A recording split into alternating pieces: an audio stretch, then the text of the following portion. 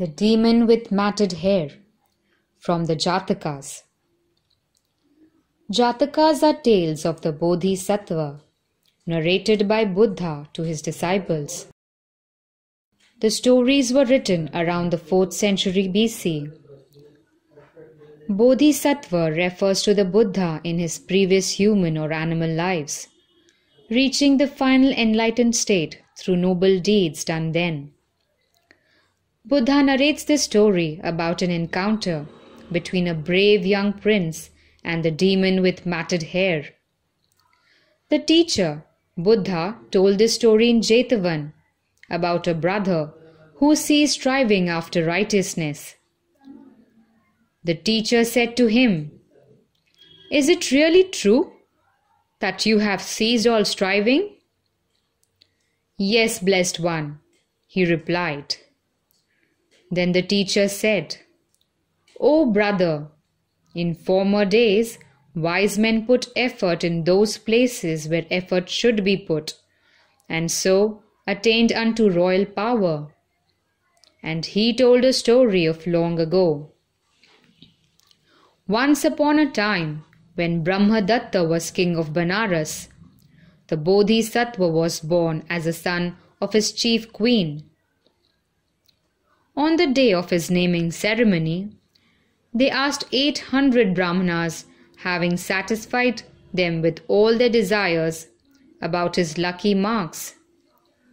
The Brahmanas, skilled in predicting from such marks, observed his excellence and answered, "Your son is full of goodness, great king, and when you die, he will become king. He shall be famous and renowned for his skill with the 5 weapons, and shall be the chief man in all India." On hearing what the Brahmanas had to say, they named him Prince Panchayuddha, which means Prince of 5 weapons: sword, spear, bow, battle axe and shield. When he came to years of discretion and attained the measure of 16 years, the king said to him, "My son, go and complete your education." "Who shall be my teacher?" the lad asked. "Go, my son, in the kingdom of Kandahar, in the city of Takshashila, is a far-famed teacher from whom I wish you to learn. Take this and give it to him for a fee." With that, he gave him 1,000 pieces of money and dismissed him. The lad departed and was educated by his teacher. He received the 5 weapons from him as a gift, bade him farewell, and leaving Takshashila, he began his journey to Benares, armed with the 5 weapons. On his way, he came to a forest inhabited by the demon with the matted hair. At the entrance of the forest, some men saw him and cried out, "Hello, young sir! Keep clear of that wood. There's a demon in it, called he of the matted hair. He kills every man he sees." And they tried to stop him. But the Bodhisattva, having confidence in him, went straight on, fearless as a maned lion. When he reached mid-forest, the demon showed himself. He made himself as tall as a palm tree. His head was the size of a pagoda, his eyes as big as saucers, and he had 2 tusks, knobs and bulbs all over. He had the face of a hawk, a variegated belly and blue hands and feet. "Where are you going?" he shouted. "Stop! You'll make a meal for me." The Bodhisattva said, "Demon, I came here trusting in myself. I advise you to be careful how you come near me. Here's a poisoned arrow. which I'll shoot at you and knock you down." With this menace, he fitted an arrow dipped in a deadly poison to his bow and let it fly. The arrow stuck fast in the demon's hair. Then he shot and shot till he had shot away 50 arrows, and they all stuck in the demon's hair. The demon snapped them all off short and threw them down at his feet. Then came up to the Bodhisattva, who drew his sword and struck the demon, threatening him all the while. His sword, it was 33 inches long, stuck in the demon's hair. The Bodhisattva struck him with his spear. That stuck too. He struck him with his club, and that stuck too. When the Bodhisattva saw that these had stuck fast, he addressed the demon. "You demon," said he, "did you never hear of me before, Prince Panchayuddha? When I came into the forest that you live in, I did not rely on my bow and other weapons. This day I will pound you and grind you to powder." Thus did he declare his resolve, and with a shout he hit the demon with his right hand. It stuck fast in his hair. He hit him with his left hand. That stuck too. He kicked him with his right foot. That stuck too. Then with his left, and that stuck too. Then he butted at him with his head, crying, "I'll pound you to powder." And he stuck fast like the rest. Thus the Bodhisattva was snared 5 times, caught fast in 5 places, hanging suspended. Yet he felt no fear, was not even nervous.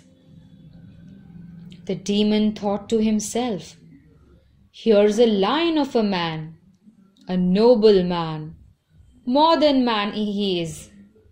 Here he is, caught by a demon like me, yet he does not fear a bit. Since I ravaged this road, I never saw such a man.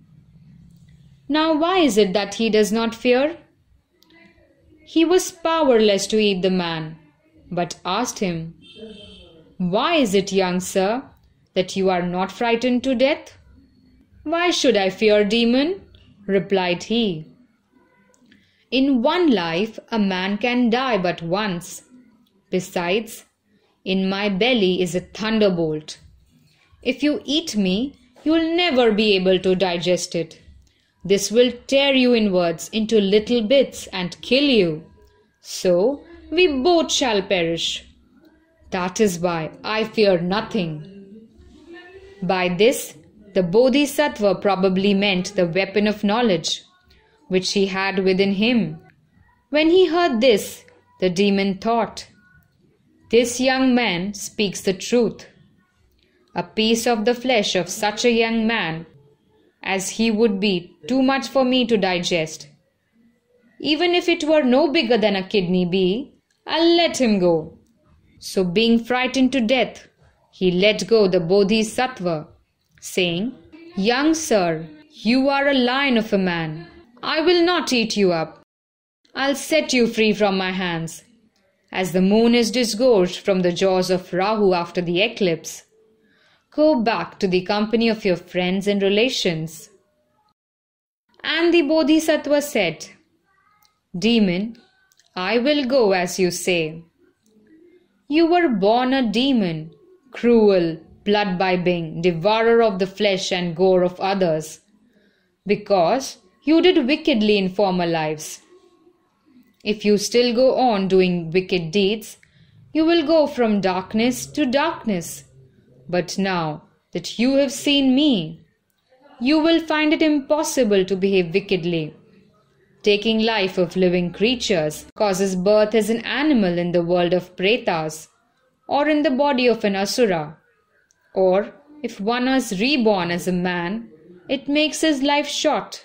With this and similar warnings, he told him the disadvantage of the 5 kind of wickedness and the benefit of the 5 kind of virtue, and frightened the demon in various ways, discoursing to him until he subdued him and made himself denying, and established in him the 5 kind of virtue. And he made him worship the deity to whom offerings were made in that wood, and having carefully admonished him, departed out of it. At the entrance of the forest he told everything to the people thereabout, and went on to Banaras armed with his 5 weapons. Afterwards he became king and ruled righteously. After giving alms and doing good, he passed away according to his deed. And the teacher, when this tale ended, became perfectly enlightened, and repeated this verse: Whose mind and heart from all desire is free, who seeks for peace by living virtuously, he in due time will sever all bonds that bind him to life and cease to be. Thus, the teacher reached the summit through sainthood and teaching of the law. Thereupon declared the 4 truths.